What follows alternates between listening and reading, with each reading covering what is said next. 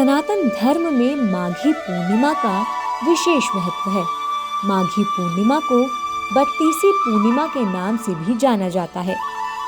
कहा जाता है कि इस दिन किए गए दान पुण्य का 32 गुना फल मिलता है। धार्मिक मान्यता के अनुसार माघी पूर्णिमा के दिन स्वयं भगवान विष्णु गंगा जल में निवास करते हैं, इसलिए इस दिन पवित्र नदी में स्नान करने का बेहद विशेष महत्व माना गया है।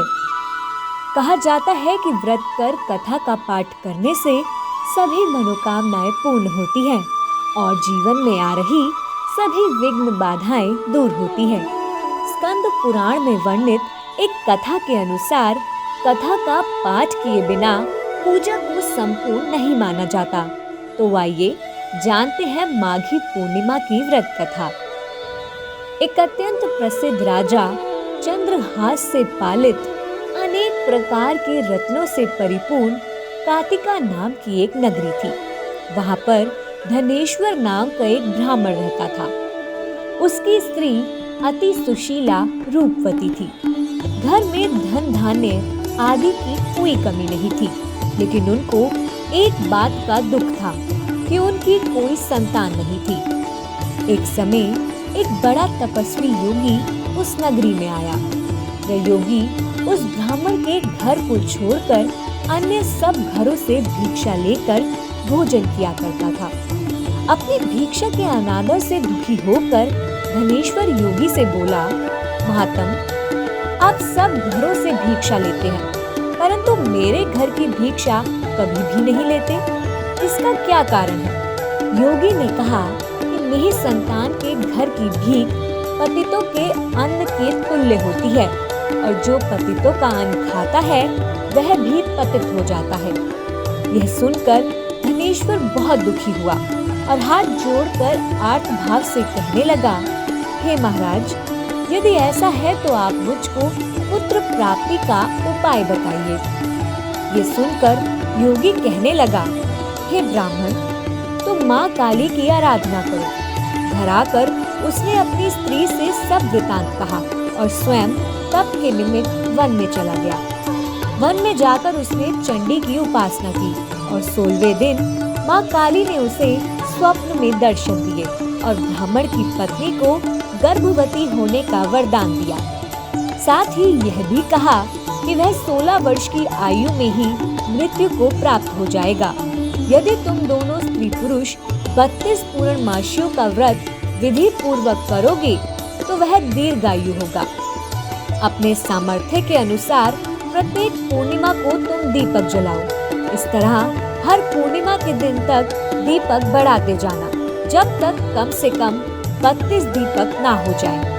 प्रातः काल होने पर इस स्थान के समीप ही तुम्हें एक आम का वृक्ष दिखाई देगा। उस पर चढ़कर तुम एक फल तोड़कर शीघ्र अपने घर चले जाना और अपनी पत्नी को भगवान शंकर जी का ध्यान करके उस फल को खाने को कहना। जब वह ब्राह्मण प्रातः काल उठा तो उसने उस स्थान के पास ही एक आम का वृक्ष देखा। ब्राह्मण ने उस आम के वृक्ष पर चढ़कर जल्दी से एक फल तोड़कर अपनी स्त्री को लाकर दिया और उसकी स्त्री ने अपने पति के कहे अनुसार उस फल को खा लिया। कुछ समय पश्चात वह गर्भवती हो गई। देवी जी की असीम कृपा से उसे एक अत्यंत सुंदर पुत्र उत्पन्न हुआ, जिसका नाम उन्होंने देवी दास रखा। दुर्गा जी की आज्ञा अनुसार उसकी माता ने 32 पूर्णमासी का व्रत रखना प्रारंभ कर दिया था, जिससे उसका पुत्र दीर्घायु हो जाए। 16वां वर्ष लगते ही देवी दास के माता पिता को बड़ी चिंता हो गई कि कहीं उनके पुत्र की इस वर्ष मृत्यु न हो जाए। इसलिए उन्होंने देवी दास के मामा को बुलाया और कहा कि हमारी इच्छा है कि देवी दास 1 वर्ष तक काशी में जाकर विद्या अध्ययन करे और उसको अकेला भी नहीं छोड़ना चाहिए। इसलिए साथ में तुम चले जाओ और 1 वर्ष के पश्चात इसको वापस ले आना। लंबी यात्रा के बाद मामा भांजे एक ऐसे नगर में पहुँचे जहाँ राजा की कन्या का विवाह होने वाला था। उस कन्या का विवाह जिससे होने जा रहा था वो लड़का एक आंख से काना था। निश्चित समय पर बारात आ गई, लेकिन वर का पिता अपने बेटे के काणे होने के कारण बहुत चिंतित था। तभी वर के पिता ने ब्राह्मण के पुत्र को देखा और उसके मस्तिष्क में एक विचार आया कि क्यों न इस लड़के को दूल्हा बनाकर राजकुमारी से विवाह करा दूं और विवाह के बाद इसको धन देकर विदा कर दूं और राजकुमारी को अपने नगर में ले जाऊं।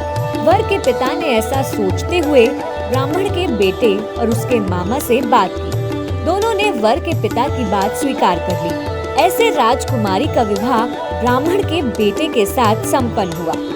स्वभाव का अच्छा होने के कारण ब्राह्मण के बेटे ने जाते हुए राजकुमारी की ओढ़नी पर लिख दिया, राजकुमारी चंद्रिका, तुम्हारा विवाह तो मेरे साथ हुआ था। मैं तो वाराणसी में शिक्षा प्राप्त करने जा रहा हूँ। अब तुम्हें जिस नवयुवक की पत्नी बनना पड़ेगा वह काणा है। जब राजकुमारी ने ये पढ़ा तो उसने काणे लड़के के साथ जाने से इनकार कर दिया। उधर ब्राह्मण का बेटा अपने मामा के साथ वाराणसी पहुंच गया। उसने पढ़ना शुरू कर दिया। कुछ समय बाद काल से प्रेरित होकर एक सर्प रात्रि के समय उसको डसने के लिए वहां पर आया। उस विषधर के प्रभाव से उसके शयन का स्थान चारों ओर से विश्व की ज्वाला से विषैला हो गया, परंतु व्रतराज के प्रभाव से उसको काट नहीं पाया, क्योंकि पहले ही उसकी माता ने 32 पूर्णिमा का व्रत पूर्ण कर लिया था।